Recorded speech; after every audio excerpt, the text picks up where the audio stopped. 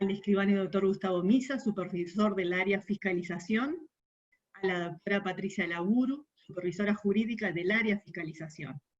Así también como a Silvia Leal, que nos ayuda siempre a coordinar todas las reuniones con Senaclaf. Hoy también expondrá parte del equipo de compliance de CPA Ferrer, María Mayorano, es abogada senior en Ferrer Abogados, y gerencia nuestras oficinas en Aguada Park y la operativa de nuestros clientes de Zona Franca. También el contador, Ariel Jakowski, que es gerente del Departamento de Consultoría de Procesos y Tecnología de CPA Ferrer. También quien les habla, Carla Arellano, yo soy abogada, ahora en septiembre van a ser 21 años que trabajo en Ferrer, integro el equipo de compliance y me dedico a los temas de PLAF, que la verdad es que me gustan mucho. El motivo que hoy nos reúne a todos es dialogar sobre dos temas fundamentales. Un tema que es la actuación de Senaclaf en relación a el sector Zona Franca, y otro tema que son los cambios introducidos por la reciente Ley de Urgente Consideración, la LUC, como la conocemos, en su artículo 225, en donde nos simplifica el proceso de debida diligencia en determinadas operaciones que, bueno, como lo que ya sabemos, son las operaciones que pasan a estar bancarizadas. Dada la cantidad de inscriptos, la modalidad que hemos optado es hacer preguntas a las autoridades presentes y a nuestros expertos. Son preguntas que en general todo el sector de Zona Franca se hace y que nosotros recogemos en este webinar. Ellos las irán respondiendo. Igualmente todos los inscriptos podrán a través del chat hacer sus consultas. Al finalizar el webinar nosotros vamos a responder por mail, o si es necesario llamándonos o reuniéndonos para poder evacuar todas las dudas. Y bueno, comenzamos entonces con nuestro espacio de preguntas a las autoridades de Senaclaf. Y ya hace varios años que Senaclaf es sujeto obligado en materia PLAF. ¿Senaclaf continúa viendo en el sector Zona Franca un sector de riesgo?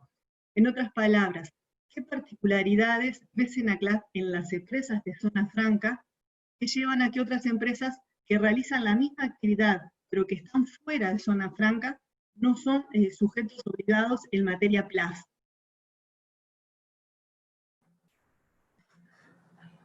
Bueno, buenos días a todos. Buenos días, Carla, Gabriel, Ariel. En ustedes agradezco esta oportunidad, lo extensivo a todo el estudio. Me gustaría que antes de empezar a responder la pregunta que tú nos planteás, que el doctor Chadiak pueda tener unas palabras y hacer una introducción en el tema.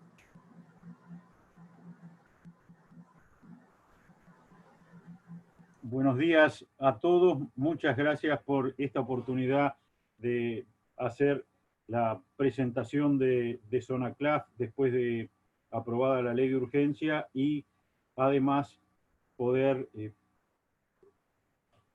darle la palabra a los efectos de contestar las preguntas a los nuevos subjefes de nuestra oficina, el doctor escribano Gustavo Misa, que dirige en la parte operativa los equipos inspectivos que hemos tratado, como lo hemos señalado Urbi et Orbi, de que estén conformados a partir de ahora por un contador, como era tradicional, y también un abogado, para asegurarnos a todos, a ustedes, a nosotros, a los sujetos colaboradores e incluso eventualmente al TCA, que el debido proceso administrativo se ha llevado desde el inicio en forma lo más ajustada a derecho que sea posible, y la doctora Patricia Laburu, que conlleva desde ahora la dirección jurídica de nuestra oficina.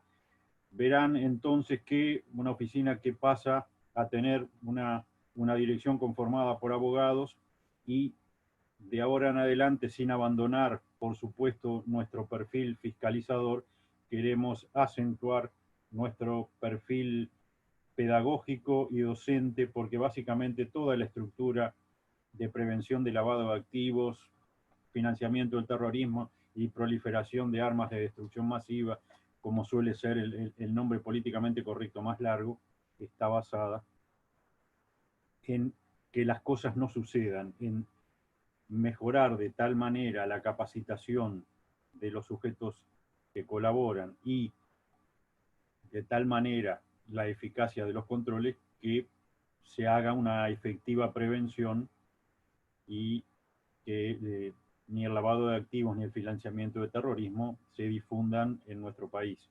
No se trata de perseguir ex post facto, sino de crear las condiciones para que quien esté pensando venir al Uruguay a lavar activos lo piense dos veces y vaya a hacerlo a otro lugar, de tal forma de mantener este nivel que nosotros señalamos y que es notorio de, comparativamente con la región, baja incidencia del lavado de activos. Lo que por supuesto no quiere decir que el lavado de activos no exista y tampoco quiere decir que debamos bajar los umbrales ni que debamos de dejar de trabajar para perfeccionar los controles. Nuestra idea es mejorar, perfeccionar los controles con una cara amable, con la colaboración de todos y por supuesto que se sienta por parte de todo el colectivo de sujetos obligados, que son más de 12.000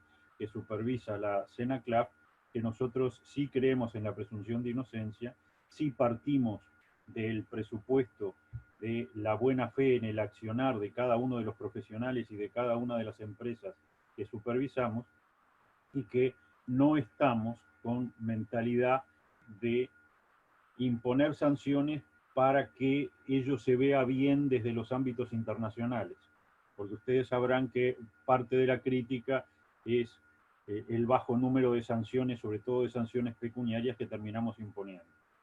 Y nosotros diremos una y otra vez, porque es la verdad, que ese bajo porcentaje, ese bajo número de sanciones pecuniarias se adecua a la realidad uruguaya. Es porque no hemos encontrado fuertes apartamientos de esta compleja y alambicada normativa por parte de los sujetos obligados en el análisis de riesgo y en la debida diligencia. Sin más, muchas gracias.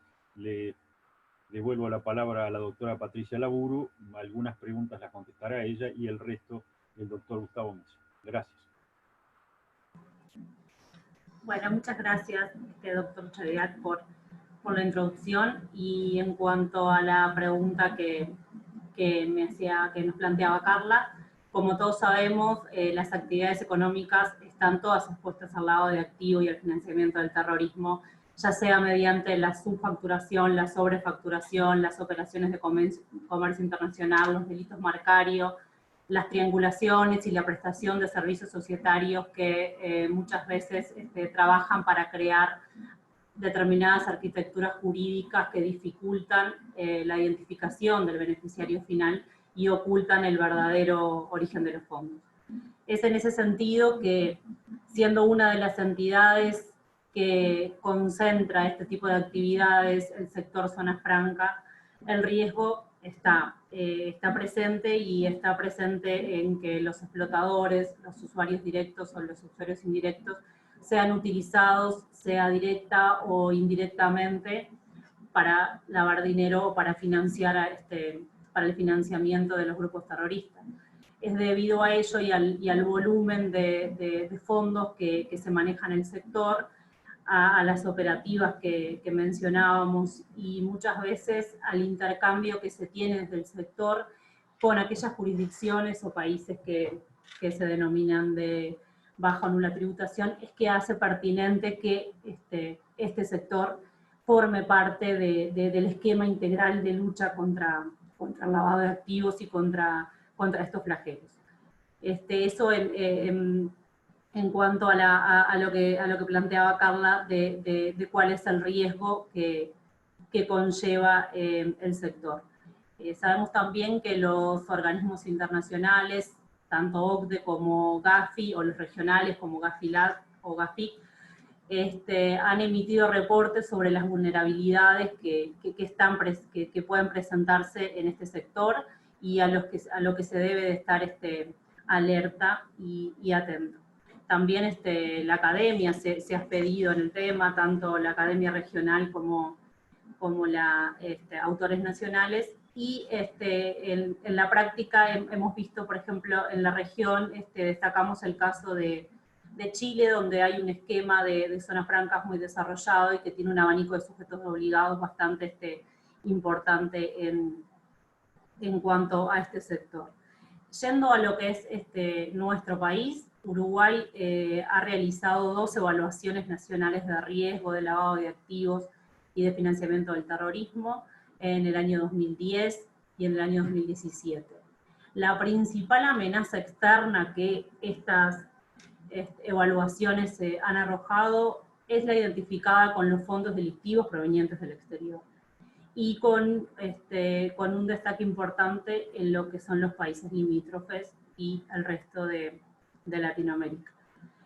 Asimismo, hemos trabajado desde la CENACLAP en las evaluaciones de riesgos sectoriales, y en este punto, en Zona Franca se ha realizado un análisis de riesgo del sector.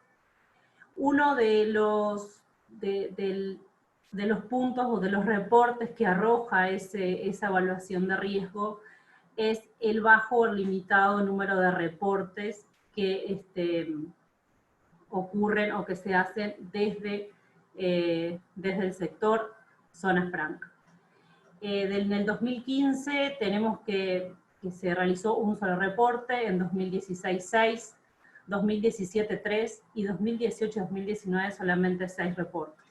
Se debe decir que estos reportes refieren solamente a los sujetos obligados que se encuentran en zona, pero que son los no financieros, porque los sujetos que prestan servicios financieros se cuentan como un sector financiero, no están bajo nuestra supervisión, pero los reportes se dividen en sector financiero y no financiero también. Por otra parte, el año pasado Uruguay fue objeto, como ustedes bien saben, de la evaluación por parte de Gafilat. Y en cuanto a este sector, se pudo constatar que si bien se han implementado medidas relevantes orientadas a mitigar los riesgos de lavado y de financiamiento del terrorismo, hay sectores que aún tienen determinadas falencias o se encuentran en una etapa de implementación un poco o no tan acabada como debería de ser. Seguramente esto esté también relacionado con un sector que fue el que más recientemente se incorporó a la lista de sujetos obligados, que son los usuarios indirectos, y que todavía se detectó en la evaluación que se encontraban en un proceso de identificación, de sensibilización o de comprensión del alcance de sus obligaciones. A raíz de esto que se detectó en la evaluación, hicieron determinadas recomendaciones, sobre todo me voy a centrar en decir más o menos las que refieren a este sector, que tiene que ver con profundizar la comprensión de los riesgos del sector concretamente. En los riesgos sectoriales se debería profundizar en la identificación del sector, abarcando elementos como los tipos de clientes, los tipos de operativa, el volumen transaccional, los servicios y los productos que se ofrecen, y la presencia de clientes con un riesgo geográfico, que era lo que decía anteriormente, aquellos que vienen de países o de jurisdicciones consideradas no cooperantes. Esas fueron principalmente las observaciones o las sugerencias que se nos hizo en lo que respecta a este sector. Y actualizar el análisis de riesgo sectorial para tener las amenazas y las vulnerabilidades particulares de cada uno de ellos, o sea, estar siempre atentos a ellas y poder actualizar el análisis de riesgo del sector. Nosotros hemos trabajado desde el año 2016 en el relacionamiento y en el intercambio continuo y periódico con todos los sujetos obligados y con este sector también, y se ha colaborado en la implementación de este análisis. También se debe destacar que el sector contribuyó en la elaboración y en la redacción de la reglamentación de la ley antilavado que hoy nos rige, y este es un elemento destacable y que entendemos que ha contribuido a la sensibilización del sector en cuanto a lo que son los riesgos. Creo que en ese camino deberíamos seguir trabajando. Esta oportunidad de capacitación o de intercambio de opiniones creo que es muy bueno y contribuye a lo que realmente nosotros queremos, todo, como decía el doctor, es prevenir, es la prevención y no sancionar al sujeto. No estamos buscando la sanción, sino estamos buscando el cumplimiento y en la prevención para que estas cuestiones no ingresen al país y mucho menos a través de este sector ni de ningún otro sector. Patricia, tú recién nos comentabas sobre estos informes y resultados. Ustedes también nos podrían contar específicamente sobre los resultados de las inspecciones, visitas que SENACLAC realizó al sector en los años 2018, 2019, cuáles fueron los niveles de cumplimiento de las obligaciones específicas que marcan la ley, y no sé si es posible comentar si se aplicaron sanciones al sector como resultado de esas visitas e inspecciones. Sí, Carla, nosotros desde el año 2016, que es cuando SENACLAC comienza a hacer las visitas de fiscalización, a partir del 1 de enero de 2016 es cuando la Secretaría comienza con la facultad de fiscalizar y de inspeccionar, que la ley le otorga esta facultad, y a la fecha hemos hecho 586 visitas. En el 2016 se visitaron 61, en el 2017 168, en el 2018 200 sujetos, y en el 2019 157. De ese total de 586, se debe destacar que no todas fueron fiscalizaciones al cumplimiento de la debida diligencia del cliente, sino que en algunos casos fueron visitas de conocimiento, tanto de la actividad desarrollada como de los clientes con que cada sujeto trabajaba o se relacionaba. En algunos casos también de este número importante pudimos detectar que existen muchos sujetos obligados que, si bien están radicados en zona franca, realizan las actividades previstas en los restantes capítulos del decreto, y por lo tanto, la aplicación de los procedimientos de debida diligencia van por esos capítulos. No, nos pasa mucho con los proveedores de servicios, que si bien están radicados en zona franca, lo fiscalizamos, su cumplimiento de la debida diligencia va por otro carril distinto al de zona franca. En lo que tú preguntas de los resultados de estas visitas o de estas inspecciones, en algunos casos sí se solicitó al sujeto obligado, al sujeto colaborador, la debida diligencia de los clientes, se efectuó un análisis de la documentación aportada, y en determinados casos se constataron omisiones o incumplimientos a la normativa de prevención.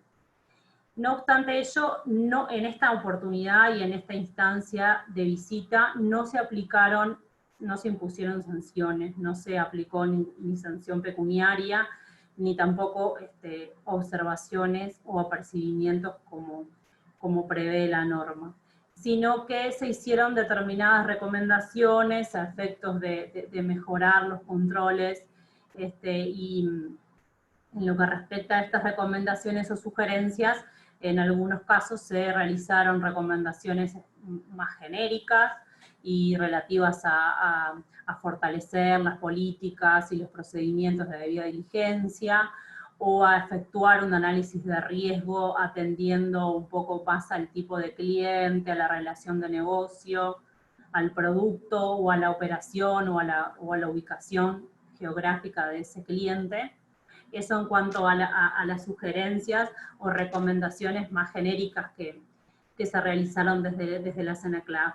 En lo que respecta a alguna recomendación o alguna sugerencia específica, básicamente se trataron en algunos casos de pedir que se designe un oficial de cumplimiento, no son las menos, pero en algunos casos constatamos que todavía existen sujetos que no designaron a una persona, a un responsable o algún encargado del cumplimiento. Y después, en lo que respecta a las sugerencias o las recomendaciones específicas, algunas relativas a la identificación del beneficiario final, o relativas a la verificación de las listas, o a la verificación de las búsquedas en fuentes de los clientes, y alguna otra recomendación específica, pero lo importante es que fueron sugerencias o recomendaciones que tendremos en cuenta en eventuales próximas visitas, si estas fueron recepcionadas por el sujeto, pero no aplicamos ningún tipo de sanción en estos expedientes de los que hablábamos. También en prensa se ha escuchado en los últimos tiempos, se ha comentado que CENACLAF comenzaría nuevas inspecciones en el sector Zona Franca, incluso se ha mencionado que sería en el corto plazo. CENACLAF nos podría comentar sobre cuándo estiman que comenzarán estas inspecciones, visitas, cuál será la modalidad por el tema de COVID, si serán presencial, si serán a remoto, cómo se seleccionarán las empresas a inspeccionar. En anteriores inspecciones nos parece que se hizo más hincapié en el sector logístico. Nos gustaría saber si hay otros sectores que esté considerando CENACLAF visitar, y si las inspecciones serán solamente en Montevideo o también serán en el interior del país.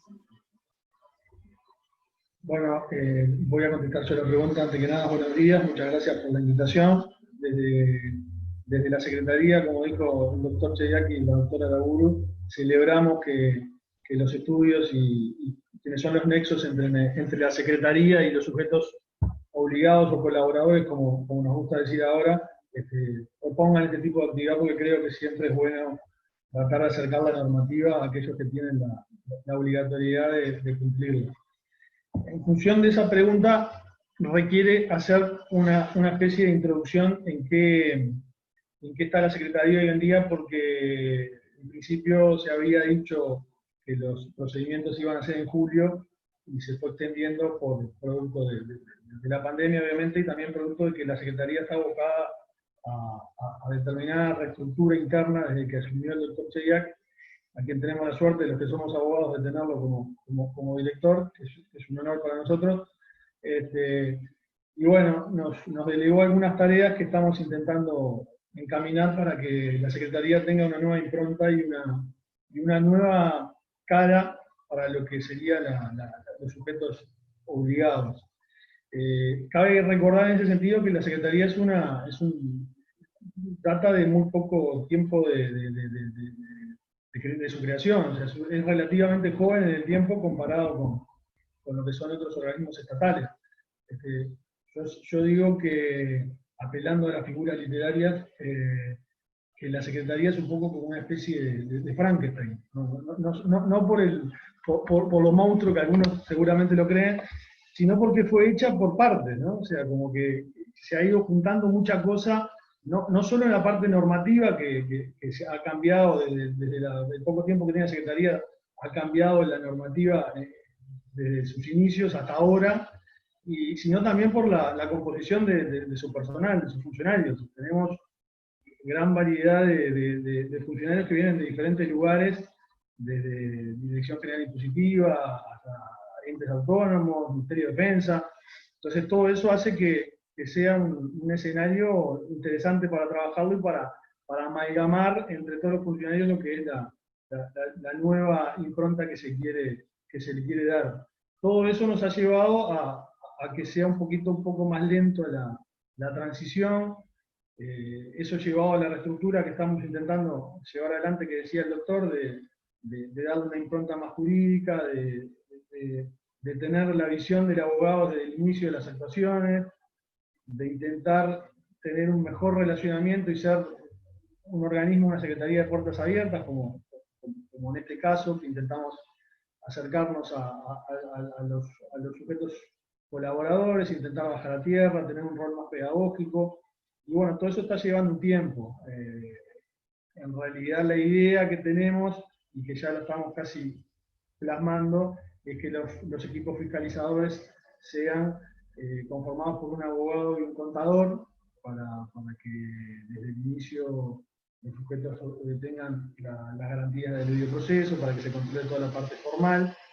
Estamos intentando también hacer procedimientos y estructuras nuevas en todo lo que tiene que ver con la Secretaría en todos sus sectores, que no había nada, digamos, preestablecidos, se manejaban muchas veces con criterios que surgían en el momento. La idea nuestra es tener procedimientos por escrito que se cumplan, con plazos. También estamos intentando armar todo lo que tiene que ver con el domicilio electrónico, para tener un mejor relacionamiento con nuestros sujetos obligados, quizás un sistema parecido de la EGI, para tener un domicilio en el cual nosotros podamos hacerle llegar manuales, guías, y obviamente que además nos permita ser más efectivos en nuestra tarea, sobre todo pensando que tenemos una competencia a nivel nacional, ¿no? Somos una secretaría reducida en cuanto a su número. Estamos intentando también hacer un procedimiento interno de consultas para que los sujetos colaboradores y sus asesores y las agremiaciones que les emplean puedan presentarnos consultas para que nosotros les podamos evacuar dudas en cuanto a lo que es el cumplimiento de la normativa. También vamos a implementar un procedimiento para presentar denuncias sobre el cumplimiento de la normativa. Y bueno, todo eso ha llevado a que los tiempos se corran un poco, sumado a que tenemos algunos funcionarios todavía con el teletrabajo por el tema de la certificación médica. Y bueno, en definitiva eso hace que en realidad lo que se fijó principio para julio, hoy estemos pensando en que va a ser fines de agosto o principios mediados de septiembre. La idea nuestra es salir a hacer los procedimientos efectivos cuando tengamos a todo el personal alineado con lo que es esta nueva idea de trabajo, cuando tengamos todas estas cuestiones de procedimientos y demás aprobados y en conocimiento de todos, y en función de eso salir a hacer las inspecciones. Eso por un lado. En cuanto a si van a ser presenciales o a distancia, la idea nuestra en principio es que sean presenciales. Insisto en que tenemos un número reducido de personal y que ha quedado un poco más reducido por esta nueva idea de hacer equipos mixtos. Entonces la idea es intentar llegar a la mayor cantidad de sujetos obligados, pero también racionalizando los controles, ¿no? Racionalizando los medios. Entonces, bueno, en principio van a ser presenciales y en Montevideo, pero también vamos a dejar alguna instancia como para hacer alguna inspección a distancia de acuerdo al análisis que está haciendo nuestro observatorio de análisis estratégico, del cual estamos tratando de dotar de infraestructura, de personal, porque nuestra idea es que la Secretaría empiece a hacer un poco más un trabajo fino de inteligencia y que podamos salir a hacer las inspecciones, no tanto como se hacía antes al barrer, sino salir con algunos datos un poco más claros y centrarnos en aquellas actividades o en aquellas empresas o sujetos obligados donde realmente puede haber una presunción o un peligro de lavado de activos. O sea, la idea es flexibilizar en la medida de lo posible, no regalar nada en el sentido de que vamos a pedir los mismos controles que se hacían, pero como decía el doctor, con una cara un poco más amigable, tratando de complicar lo menos posible la operativa de las empresas y los profesionales, Pero bueno, exigiendo el cumplimiento de la normativa y tratando de tener quizás un rol que no tuvo tanto la Secretaría en el pasado, que es un rol más pedagógico y más de acercamiento a la normativa, que es otro de los fines que prevé la ley, no solo el de control, que debería ser la sanción, la última ratio, y no la regla. Creo que nosotros tenemos una ventaja comparativa con nuestros antecesores, que tenemos un trabajo ya hecho. Quizás los que estuvieron antes tuvieron que armarlo de cero. Nosotros hoy tenemos un trabajo ya hecho, tenemos que comparar, tenemos para ver qué de lo que se hizo bien, y qué de lo que se hizo se puede mejorar. Y bueno, en función de eso es que estamos, hace muy poco que estamos en la Secretaría, parece que hace varios meses, pero hace muy poco, y bueno, estamos intentando evaluar lo que se hizo para mejorarlo. Básicamente eso. ¿Qué criterios se van a determinar para seleccionar las empresas? Va a depender de nuestro observatorio, de los cruces de información que se están haciendo con los diferentes sectores estatales, y en función de los criterios que vamos a manejar internamente se va a seleccionar la actividad, se va a seleccionar la empresa, y ahí se van a hacer los procesos intermedios. La idea es racionalizar, básicamente es eso. Varios de los sujetos colaboradores, como vamos a empezar a llamarlos, que hoy están participando del webinar, nos han comentado de situaciones puntuales en las cuales, por ejemplo, por la jurisdicción del cliente, por ser PEP, corresponde aplicar una diligencia intensificada. Pero si uno realiza un análisis de riesgo de la situación, vemos que a veces esa operación está bancarizada, el monto es menor, y entonces nos podríamos preguntar si en estos casos es posible justificar aplicar una diligencia simplificada o normal. Senaclass ve viable que, por ejemplo, con un informe del oficial de cumplimiento o con un informe del directorio de esa empresa se pueda justificar una diligencia diferente a la indicada por la ley. A ver, el análisis de riesgo lo hace, de acuerdo a la normativa, lo hace el propio sujeto, que es el que conoce a su cliente, y obviamente la operativa comercial. Ahora, sin perjuicio de ello, la ley, el artículo 19, establece una serie de situaciones que no son taxativas, pero que en realidad, por el propio verbo que utiliza, que es deberán, parecería que en principio, si se da alguno de las situaciones que dice la norma, se debería aplicar la debida diligencia identificada. Ahora bien, volvemos a lo mismo, el análisis de riesgo lo hace el sujeto obligado, y debería estar en condiciones de explicar después cuál fue el razonamiento que siguió y por qué utilizó una debida diligencia y no la otra. Nosotros, desde la Secretaría, creemos que en esos casos, y con ese tipo de cuestiones donde hay situaciones que están previstas en la normativa, se debería, en la medida de lo posible, aplicarlo la debida diligencia especificada.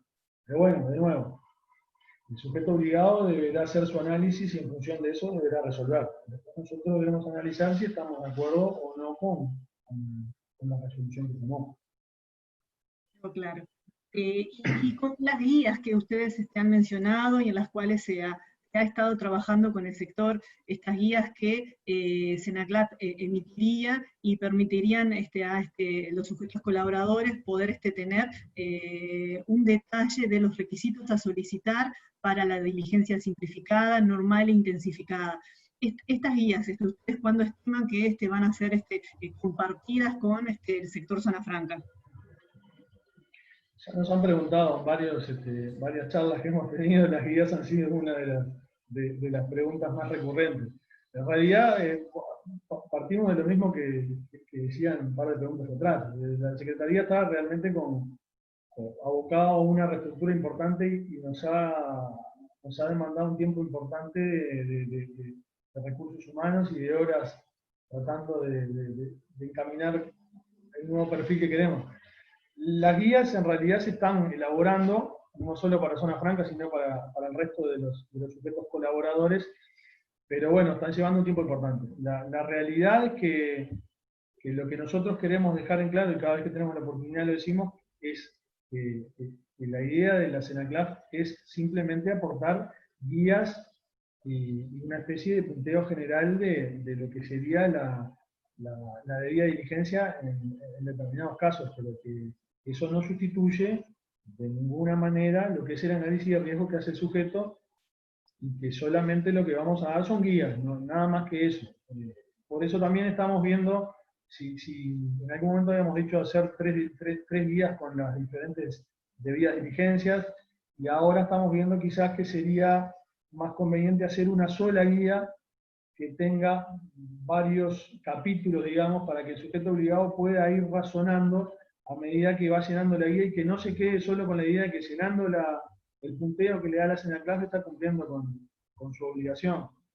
Nos parece que quizás sea más beneficioso o más útil para el sujeto obligado tener la posibilidad de ir razonando a medida que va llenando la guía. Es decir, llenan los primeros capítulos con lo que sería la debida diligencia normal o simplificada, y en la medida que va avanzando se va preguntando, bueno, ¿el que interviene es una persona políticamente expuesta? Sí, bueno, y así sigue como avanzando en casilleros, digamos. Pero bueno, la idea es trabajarla y poder comunicarlas cuando la tengamos bien afinada. Probablemente, y yo creo y tengo casi la certeza que va a ser previo al inicio de las inspecciones. Y la última pregunta que, bueno, que hacemos a ustedes es, ¿qué opinión merece ya hemos escuchado en prensa, pero bueno, está bueno también compartirlo en este webinar? ¿Qué opinión les merece este cambio que introduce el artículo 225 de la LUC? Es un cambio que en verdad no afecta el sistema global basado en un enfoque de riesgo que ya prevé la ley y prevé el decreto reglamentario. Es un cambio puntual cuando se da esa situación de operaciones que han pasado por el sistema financiero y que van a requerir una diligencia simplificada. Y en realidad esas preguntas ya las ha contestado el doctor Cheviak en varias de las entrevistas que le han hecho, y creo que ha sido bastante claro. En realidad nosotros desde la Secretaría entendemos que los cambios que se hicieron con la LUC no afectan en gran medida el sistema en general, que son cambios que no van a tener ninguna incidencia a nivel internacional, que lo único que se hizo fue racionalizar determinadas situaciones en las cuales los propios colectivos los estaban demandando por un tema de que se trancaban negocios por poner a diferentes sujetos controlando lo mismo. Y creo que tenemos las garantías como para que el sistema siga funcionando. Es decir, el análisis de riesgo no se sustituye por las modificaciones de la LUC. El sujeto colaborador obligado va a tener que seguir haciendo el mismo análisis que hacía antes. No, va a tener que, si llega a la conclusión de que hay una sospecha de lavado de activos, va a tener que reportar, que es lo mismo que está ahora. La única diferencia con lo que tenemos hoy en día es esa presunción simple que dice el doctor, que se da cuando interviene un banco previamente o los medios de pago son emitidos por una intermediación, por una institución de intermediación financiera.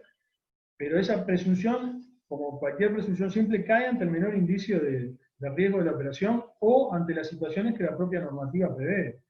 Entonces, no vemos que haya cambios que sean para preocuparse, y sí creemos que son modificaciones que se venían pidiendo por los diferentes operadores, y que seguramente van a hacer que haya negocios más fluidos y con menos trancas a nivel burocrático. Pero bueno, el tiempo lo dirá. En principio, nosotros entendemos que son cambios que se tenían que hacer y que no van a afectar el sistema en general porque sigue funcionando de la misma manera, y lo único que se hizo fue cambiar determinada modalidad de diligencia cuando interviene el banco, que de hecho el banco ya hace su propio control, o sea que tampoco es que se flexibilice demasiado. Perfecto. Bueno, nuevamente les agradecemos este espacio de poder responder a estas consultas, que generalmente son las que llegan del sector Zona Franca. Nosotros obviamente los invitamos a continuar con el análisis que seguimos haciendo sobre este artículo de la LUC, y que ahora María y Ariel van a comenzar. Voy a tratar de compartir la pantalla para que podamos presentar. Ahí se ve bien. Sí, perfecto. Perfecto, entonces María Mayorano nos va a repasar resumidamente las obligaciones que tiene los sujetos colaboradores, en este caso el sector Zona Franca, en relación a lo que es PLAF. Bueno, perfecto. Buen día a todos. Bueno, siguiendo un poco como venía comentando el doctor Misa, si bien la LUC introduce cambios en materia de prevención de lavado de activos y financiamiento del terrorismo en lo que refiere a nuevos procesos de debida diligencia simplificados, esto no obsta a que los sujetos obligados, explotadores, bueno, ahora llamados desarrolladores, usuarios directos e indirectos, los que nos compete en este sector, siguen obligados por las leyes, bueno, la Ley Integral de Lavado de Activos, la Ley contra el Financiamiento del Terrorismo, sus decretos reglamentarios, con lo cual las obligaciones siguen en cabeza de los sujetos obligados, que ya hemos visto en varias oportunidades y que ahora voy a comentar brevemente para tener un pantallazo. Y bueno, y que sí, aún en el caso en que esta hipótesis, en que toda tu clientela, que el 100% de tus clientes esté bancarizado, y aparte, por el análisis de riesgo, te arroje que no se deba una debida diligencia intensificada para estos clientes, con lo cual se debería una simplificada, aún en este caso hipotético, también se debe cumplir con estas obligaciones, un poco también siguiendo lo que comentó la doctora Laburu en el tema de cómo fue relevando el órgano de contralor estas obligaciones. Fue comentando un poco cómo en el pasado se fueron haciendo visitas, inspecciones a los sujetos colaboradores a los efectos de ver de que estén en cumplimiento con estas obligaciones que listamos acá. Un poco para arrancar, bueno, los sujetos obligados tienen que realizar un análisis de riesgo de lavado de activos y financiamiento del terrorismo. Esto lo que quiere decir es que se tienen que elaborar políticas y procedimientos para administrar riesgos contra el lavado de activos y financiamiento del terrorismo, cosa de poder permitir al sujeto obligado, por un lado, prevenir, en el mejor de los casos, sino detectar y eventualmente reportar operaciones sospechosas. Es importante identificar los riesgos inherentes a las actividades del cliente y también a los clientes mismos, o sea, la actividad del sujeto obligado y a los clientes mismos, después de evaluar las posibilidades de ocurrencia de un hecho, y después ver qué impacto podría tener el sujeto obligado, y después de implementar medidas de control adecuadas para mitigar los distintos riesgos que aparezcan. Después, con respecto a las políticas y procedimientos de debida diligencia, no, debida diligencia es la obtención y verificación de información de clientes y la naturaleza del negocio en función del riesgo que se asigna al cliente y a la operación, que en definitiva se traduce en identificar y verificar la identidad del cliente, identificar el beneficiario final y eventualmente en función del riesgo también poder llegar a verificarlo, y de obtener información apropiada para entender las circunstancias, actividades del cliente y el nivel de actividad que se espera del mismo. Por beneficiario final, bueno, tenemos esta definición normativa de que se trata de la persona física que directa o indirectamente posea un 15% del capital o su equivalente, o los derechos de voto, o que finalmente ejerza el efectivo control sobre la entidad, y se aplica la debida diligencia a clientes existentes y también a nuevos, en función de la importancia y del análisis del riesgo hecho a los clientes. Con estas políticas de que hablamos, es que se deben contener todas las reglas que permitan un adecuado conocimiento de los clientes con los que opera uno. En definitiva, es una obligación de conocimiento del cliente que incluye, además de la obligación de verificar la existencia de los clientes, también de una adecuada justificación de la procedencia de sus fondos. Así que si bien en la normativa, como vemos, no se dice de que se deba tener un manual o un formulario de conocimiento del cliente, en definitiva es la manera como terminamos instrumentando y documentando estas políticas en los sujetos obligados. Con respecto al registro de transacciones y conservación de los documentos, bueno, eso se trata de políticas de respaldo de documentación que posibilitan la reconstrucción de operaciones y eventualmente, si es necesario, constituir prueba en vía judicial. Se deberán conservar los documentos y los registros de todas las operaciones hechas con los clientes, más la información de conocimiento del cliente hecho en un proceso de debida diligencia. Se tiene un plazo como mínimo de 5 años de conservación de la documentación, y es importante para que tengan presente para los sujetos obligados de que, bueno, no se establece ni la ley ni reglamentariamente cómo se debe llevar o cómo se deben conservar estos documentos, así que muchas veces se hace en soporte físico, pero principalmente en soporte digitalizado. Sabemos que hay mucho software para poder dar este soporte, inclusive nosotros, no sé, desarrollamos una aplicación a los efectos de poder brindar a nuestros clientes un soporte donde guardar dicha documentación.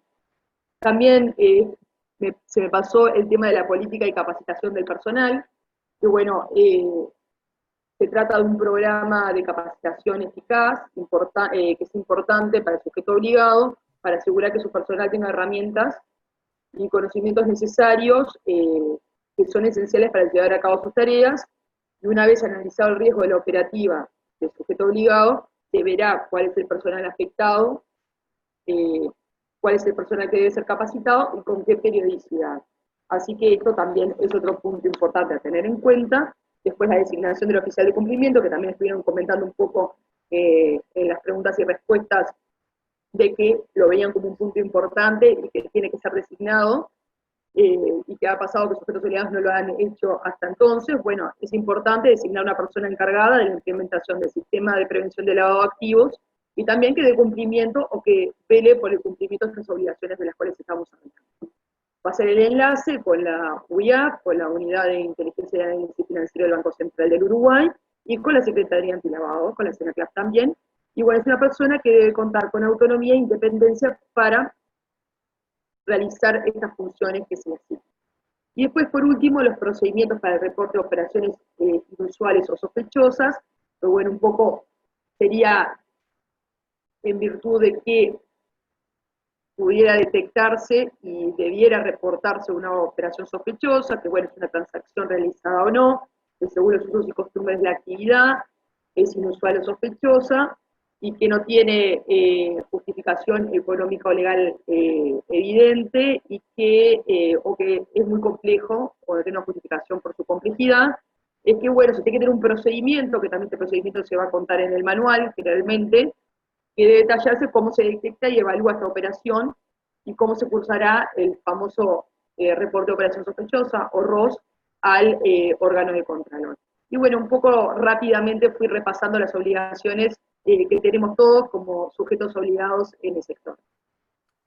Gracias, María. Creo que quedó pendiente mencionar que con la ley de prevención y financiamiento de terrorismo, también se suma la obligación de chequear a todos nuestros clientes contra las listas ONU.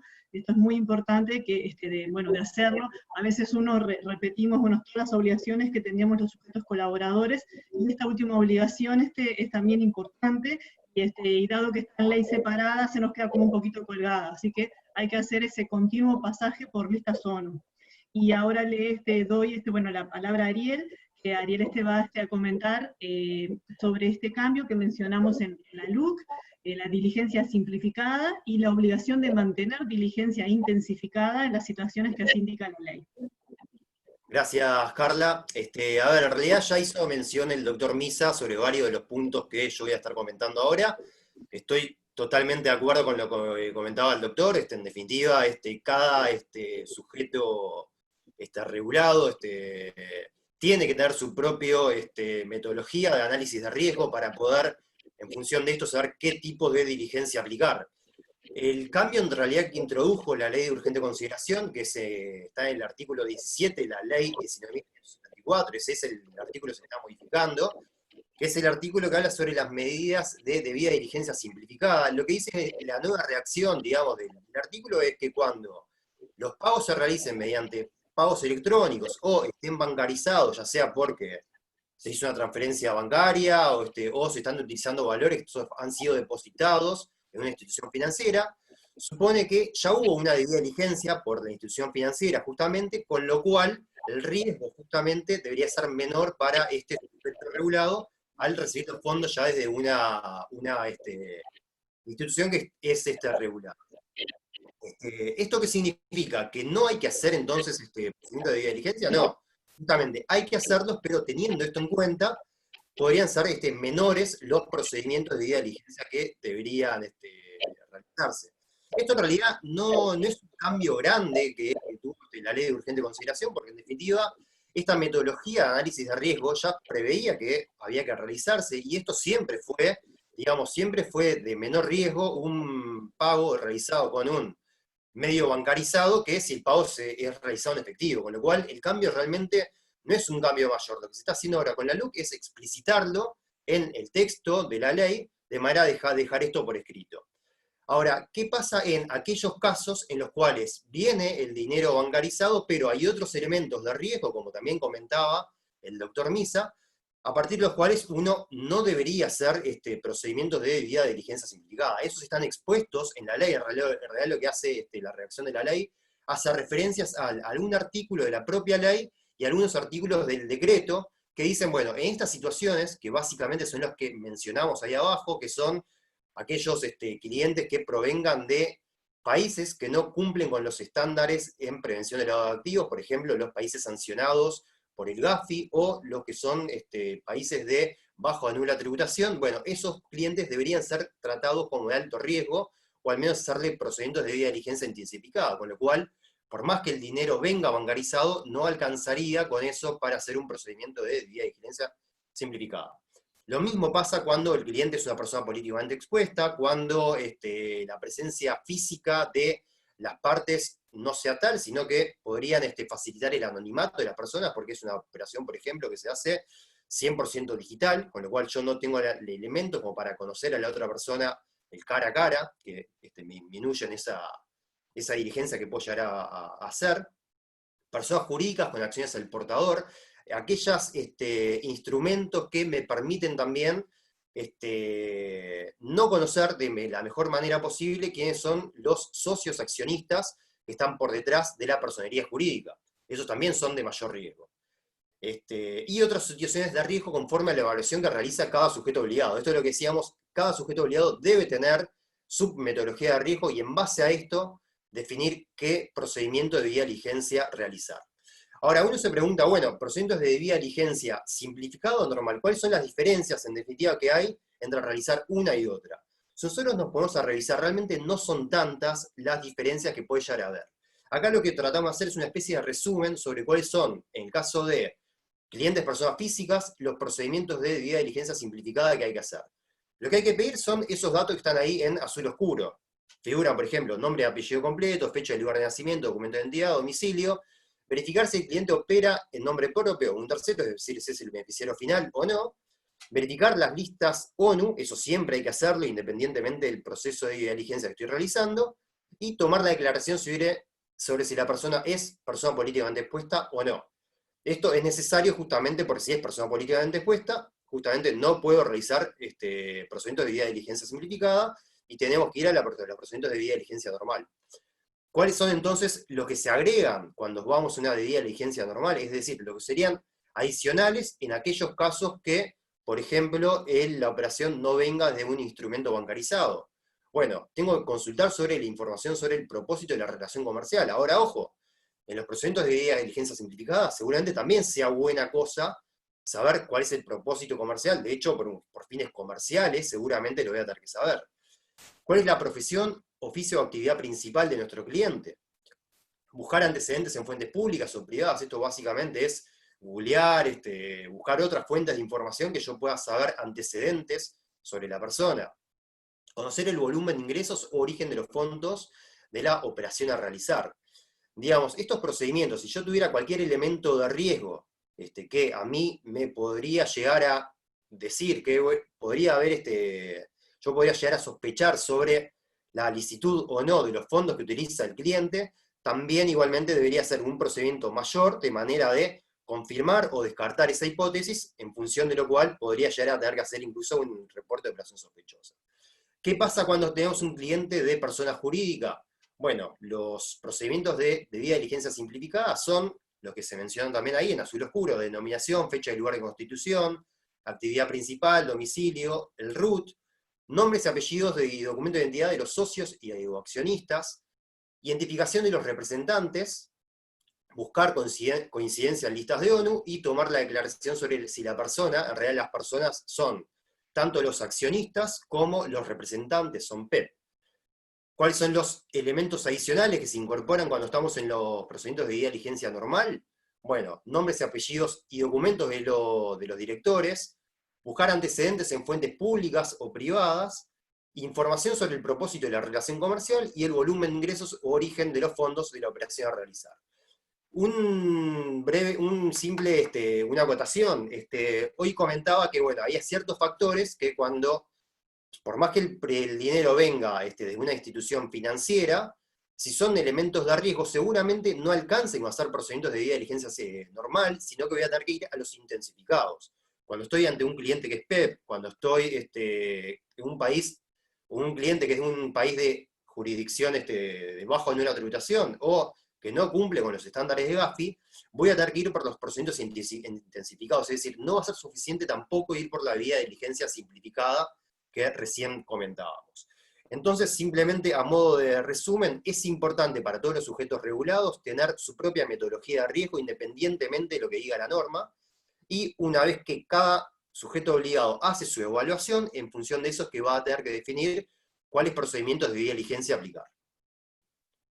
Bien, gracias Ariel. Yo saqué nota que creo que hubo un tema que se nos pasó a mencionar, que introduce la LUC, y indica que cuando el ordenante del pago es un sujeto distinto al que realiza la operación, yo voy a tener que hacer los procesos de debida diligencia del ordenante del pago, sean simplificada, normal o intensificada, así lo indique mi enfoque de riesgo. Esto es muy importante, ya se encontraba en los manuales de casi todos los sujetos colaboradores, porque es una buena práctica, pero ahora está indicado por la norma, o sea que no solamente voy a hacer la debida diligencia de mi cliente, sino también de quien ordena el pago. Y bueno, finalizando este webinar, también de mi parte, comparto ese comentario sobre el cambio que introduce la LUC, en el sentido de que no modifica nuestro sistema basado en un enfoque de riesgo que ya estaba dado por la ley, por el decreto reglamentario. Solamente se recoge una situación en particular. En verdad es tomar algo que en la práctica se daba y que la mayoría de los sujetos colaboradores llegaban a esa misma conclusión en base a sus estudios y análisis de riesgos realizados. Agradezco a SENACLAF y por este tiempo y, y la linda preparación que hicieron de este webinar, a Silvia que nos ayudó nuevamente, y a mis compañeros de SPA Ferrer por hoy participar. Dejo a SENACLAF si ustedes nada más quieren también despedirse para cerrar el webinar.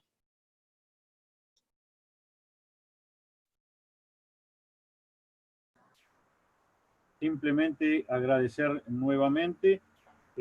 Tomé una captura de las últimas dos placas porque realmente creo que visualizan perfectamente también lo que el doctor Misa decía que trataremos de hacer con las guías, de que el proceso es gradual, de que básicamente el núcleo inicial de la debida diligencia simplificada se va complejizando cuando pasamos a la normal y va agregando algunas necesidades de información cuando llegamos a la intensiva.